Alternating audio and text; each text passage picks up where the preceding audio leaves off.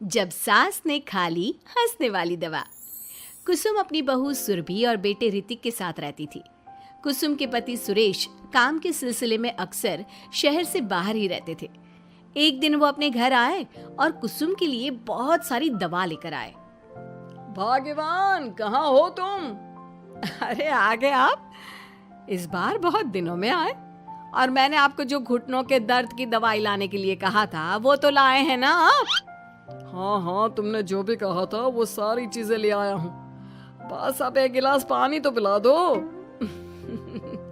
सुरभि, एक गिलास पानी तो लाना। सुरभि जल्दी से पानी लेकर आती है। सुरेश सुरभि के सर पर हाथ रखता है और उसका हालचाल पूछता है। बहू, ये तुम्हारी सास के लिए मैं कुछ दवाई लाया था। तुम देख लो ये दवा। तुम्हारी सास तो है भुलक्कड़, किसी और दवाई की जगह कोई और दवाई खा लेगी तो लेने के देने पड़ जाएंगे। सुरेश एक एक करके सुरभि को दवाई बताने लगा। देखो, यह घुटने के दर्द की दवा है। यह घुटनों के दर्द के लिए मालिश का तेल है। रोज रात को मालिश करनी है इससे। ये बीपी की दवा और ये कमर दर्द की। एक दवाई की शीशी हाथ में लेकर कहते हैं, लेकिन ये दवाई किस चीज की है? लगता है मेडिकल वाले ने गलती से दे दिया। सुरेश कुछ दिन अपने घर वालों के साथ रहता है और फिर शहर से बाहर चला जाता है।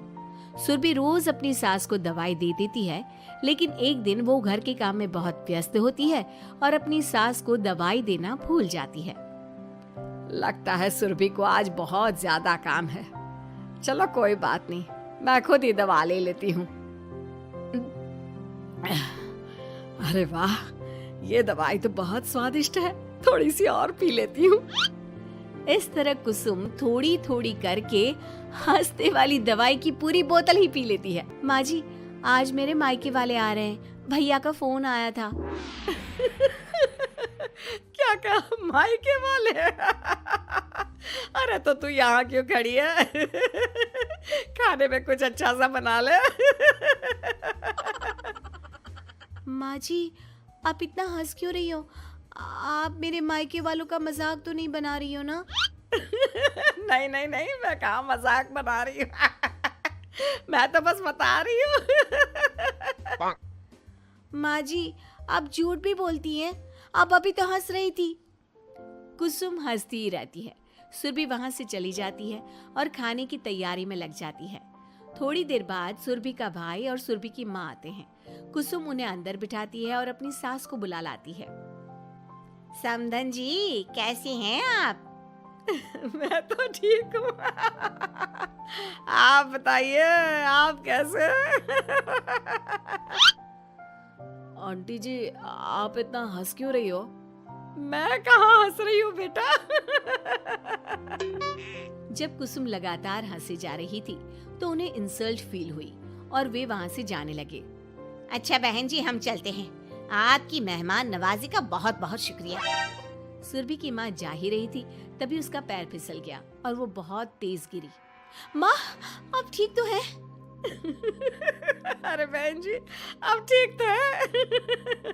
आपको चोट तो नहीं लगी ना? आप मुझसे पूछ रही हैं या मेरा मजाक उड़ा रही हैं?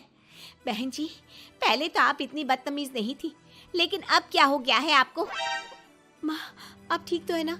अंदर चलिए, मेरे कमरे में आराम कर लीजिए। नहीं सुरभि, हम जा रहे हैं। हमें अपना मजाक और उड़वाने का शौक नहीं है। और सुरभि, तुम अपनी सास का इलाज कराओ। इस तरह सुरभि के मायके वाले चले गए तो सुरभि का गुस्सा चौथे आसमान पर था। उसने अपनी सास से कहा, माँ जी, आपने मेरे भाई और मेरी माँ के साथ ऐसा क्यों किया? अगर आपको उनका यहाँ आना अच्छा नहीं लगा तो आप मुझसे बोल देती। इस तरह उनकी इंसल्ट करने की क्या जरूरत थी? नहीं बहू, मैंने कुछ नहीं किया। अरे भला मुझे क्या पड़ी है जो तेरे घर वालों का मजाक उड़ाऊंगी?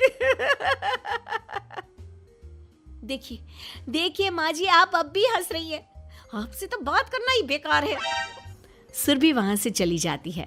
अगली सुबह सुरभि को बहुत तेज बुखार हो जाता है और कुसुम उसे आवाज लगाती हुई उसके कमरे में जाती है। सुरभि, सुरभि, क्या हुआ? अभी तक सो रही हो तुम? क्या हो गया? माँ जी, मुझे बहुत तेज बुखार आ रहा है। अच्छा। ठीक है, ऋतिक को बुलाती हूँ। माँ जी, मुझे बुखार आ रहा है और आप हंस रही हैं। अरे नहीं बहू, मैं कहाँ हंस रही हूँ। वो तो मेरी हंसी रोक ही नहीं रही है। माँ जी, जब आपकी तबीयत खराब होती है तो मैं आपका कितना ख्याल रखती हूँ और आप मुझ पर हंस रही हो। चले जाओ आप यहाँ से।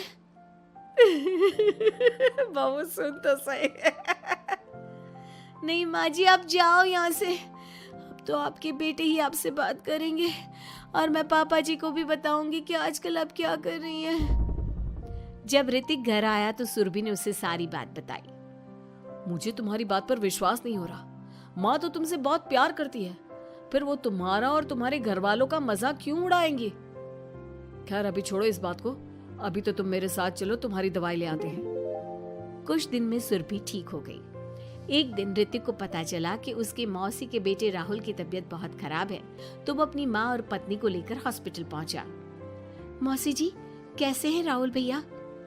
बेटी, इतने दिन हो गए मेरे राहुल को बीमार हुए, लेकिन उसकी तबीयत में कोई सुधार नहीं आ रहा। अरे छोटी, हुआ क्या है राहुल बेटे को? कुछ बता तो सही। माँ, आप हंस क्यों रही हो? कहाँ हंस रही हो बेटा? मैं तो अपनी बहन के बेटे के लिए परेशान हूँ। माँ, ये क्या तरीका है? रहने दे बेटा, ये तो मैंने सुना था कि मुसीबत में साया भी साथ छोड़कर चला जाता है। आज मैंने देख भी लिया। अरे नहीं बहन, मैंने ऋतिक और राहुल में ना कभी कोई फर्क नहीं किया। फर्क तो दिख रहा है कुसुम दीदी। अगर आपके बेटे की तबीयत खराब होती तो आप ऐसे हंसती क्या? ऋतिक बेटा, ले जा अपनी माँ को यहाँ से। ऋतिक बहुत गुस्से में अपनी माँ से बात करने लगा, लेकिन कुसुम तो सिर्फ हंसे ही जा रही थी। ऋतिक ने अपने पापा को फोन करके बुलाया और उन्हें सारी बात बता दी। बेटा, तेरी माँ तो अपने घर वालों से बहुत प्यार करती है और वो बहुत समझदार है। वो ऐसी हरकत कभी नहीं कर सकती। जरूर कोई ना कोई बात है। कल मैं उसे डॉक्टर के पास ले जाऊंगा। शाम को खाना खाने के बाद सुरभि कुसुम को दवाई देने के लिए गई तो उसने देखा कि दवाई की वो बोतल तो बिल्कुल खाली थी जो सुरेश गलती से ले आया था। सुरभि ने वो बोतल सबको दिखाई। अरे, ये दवाई तो गलती से आ गई थी और मुझे तो पता भी नहीं कि ये किस मर्ज की दवाई है। कुसुम, क्या तुमने ये दवाई पी थी? हाँ जी, एक दिन जब बहू काम में लगी थी ना, तो मैंने ये दवाई पी कर देखी थी। मुझे दवाई बहुत स्वादिष्ट लगी तो मैंने सारी पी ली। माँ, आपको दवाई स्वादिष्ट लगी? अरे आप भी बच्चों जैसी बात करती हो। ऐसे कोई भी दवाई नहीं पीनी चाहिए, इससे कोई बड़ा नुकसान भी हो सकता है। मैं अभी डॉक्टर से पूछ कर आता हूँ। ऋतिक डॉक्टर के पास गया और कुछ देर में वापस घर आकर सबको बताया। माँ ने जो ये दवाई खाई है ना, ये हंसने वाली दवाई है और माँ ने एक साथ बहुत मात्रा में दवाई खाई है, तो इसका असर थोड़े समय तक तो रहेगा। उसके बाद माँ बिल्कुल ठीक हो जाएगी। अच्छा हुआ जो तू डॉक्टर से पूछ कर आया, नहीं तो हंसते हंसते मेरा पेट ही दुख गया है। तुम जब तक पूरी तरह ठीक नहीं हो जाती घर पर ही रहना, और घर पर कोई मेहमान आए तो उससे बात मत करना। आप ठीक कह रहे हो, मैं ऐसा ही करूंगी। अब मैं बिल्कुल हंसूंगी। कुसुम की बात सुनकर सभी हंस पड़े।